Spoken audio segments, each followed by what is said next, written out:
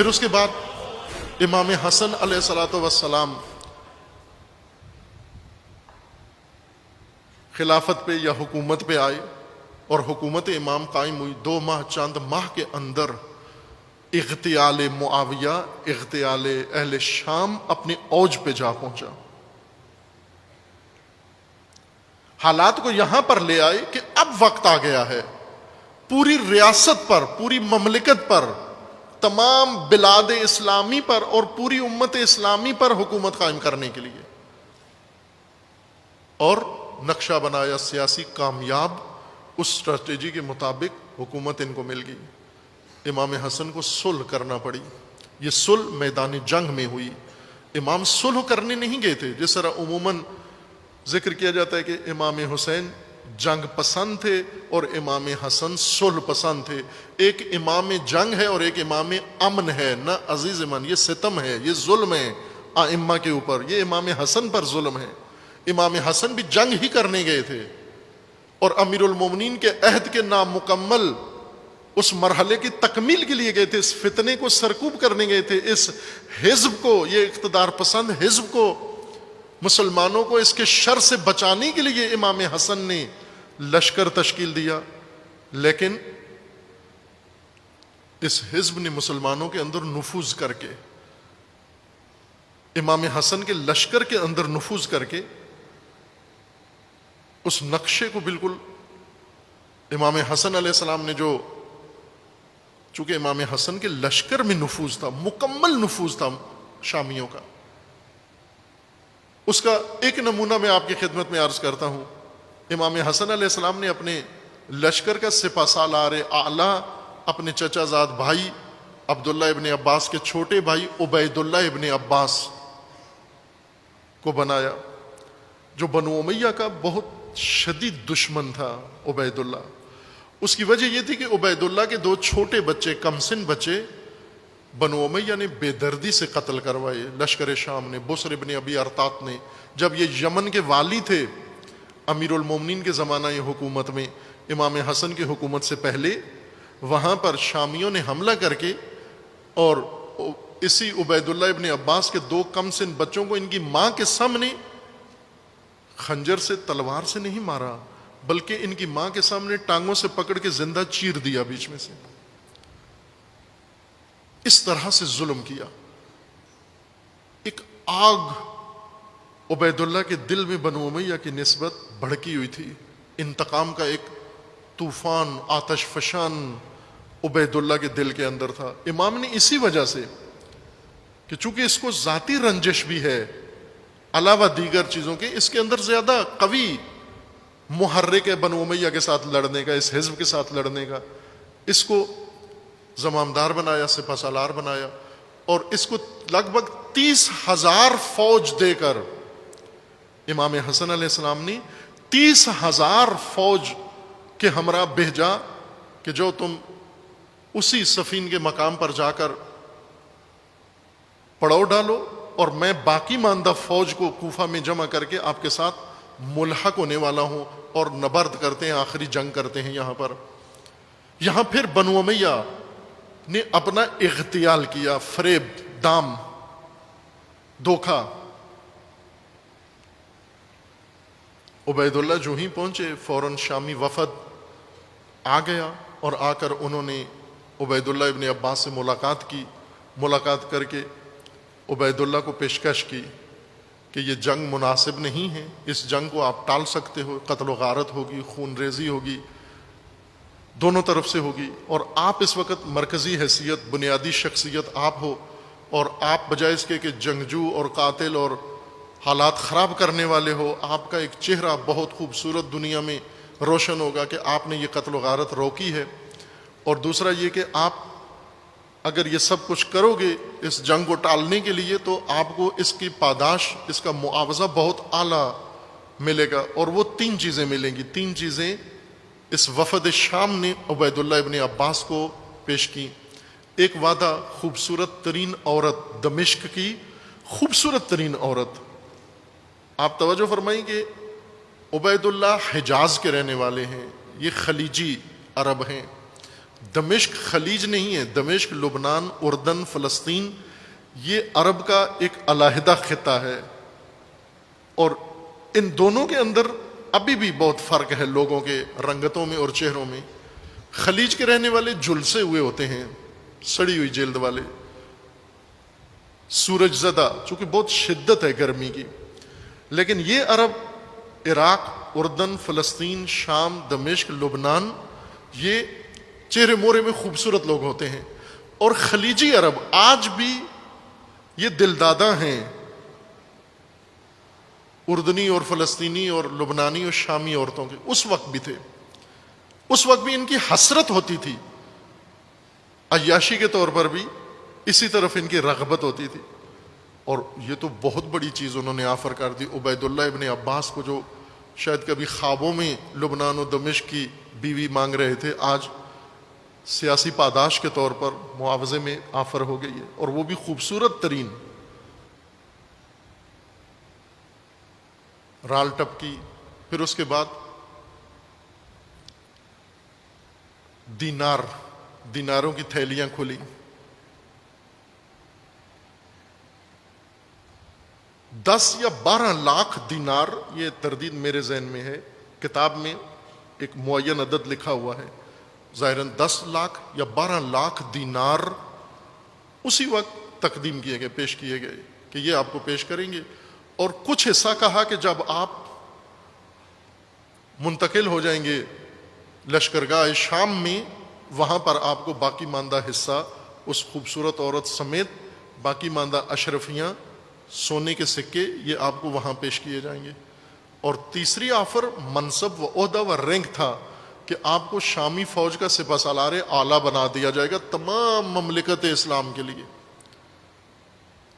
ان 3 پیشکش کے نتیجے میں امام حسن کا سپہ سالار، اپنا چچا زاد بھائی، یہ فروخت ہو کے فوج سمیت 30,000 کے لشکر سمیت یہ شامیوں سے جا ملا۔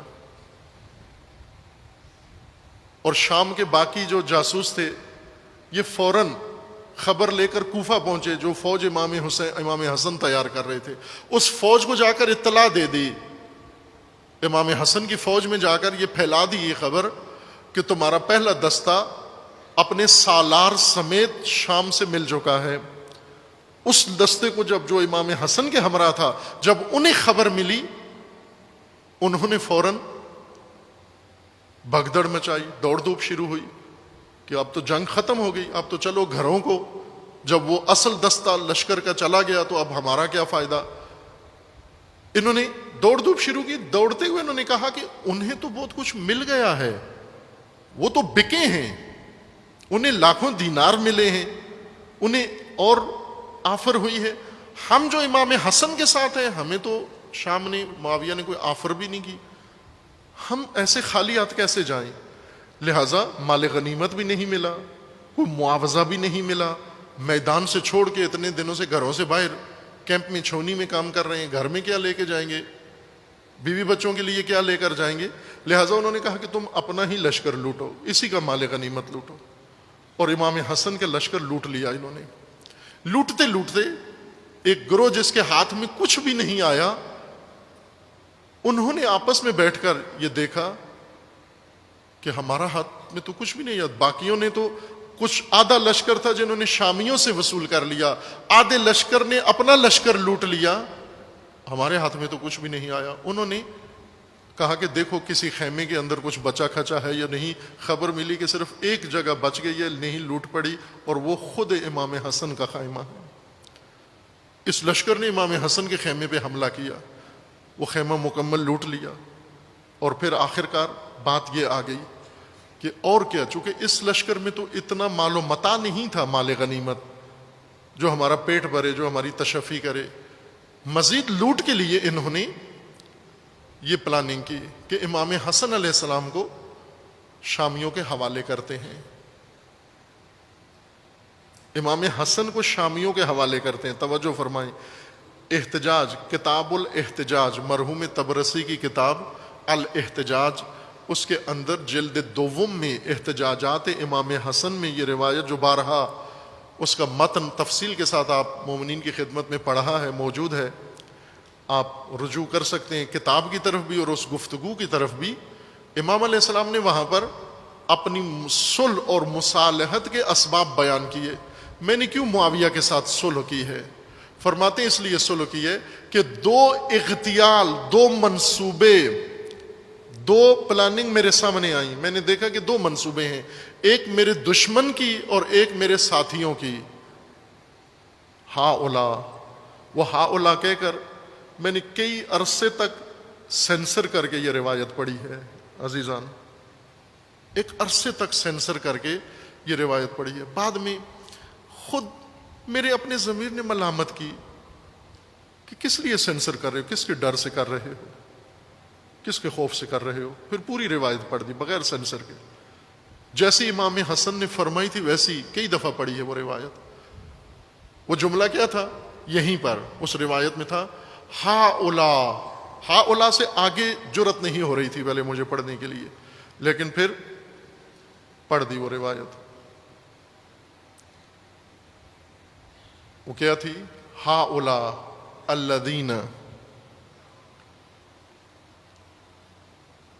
یقولون انہم شیعتنا، یہ سب جو کہتے پھرتے ہیں کہ یہ میرے شیعہ ہیں.